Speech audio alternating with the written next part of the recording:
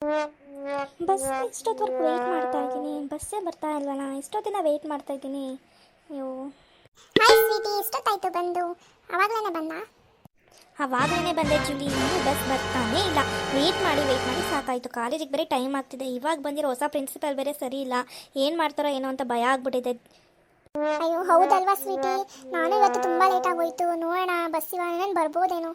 ಅಯ್ಯೋ ಆ ಕಡೆ ನೋಡು ಸ್ವೀಟಿ, ಯಾರೋ ಬರ್ತಾ ಇದ್ದಾರೆ. ನೋಡಿದ್ರೆ ಭಯ ಆಗೋ ಥರ ಇದ್ದಾರೆ. ಯಾರಿರ್ಬೋದು ಅವರು? ಹೌದಾ, ಇರು.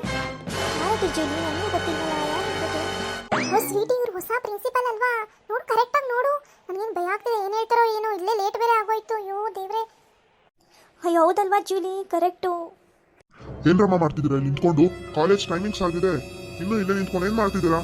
ಕ್ಲಾಸ್ ಪೀರಿಯಡ್ಸ್ ಎಲ್ಲ ಸ್ಟಾರ್ಟ್ ಆಗಿದೆಯಲ್ಲ ಆಲ್ರೆಡಿ. ಕಾಮನ್ ಸೆನ್ಸ್ ಇಲ್ವಾ ನಿಮಗೆ?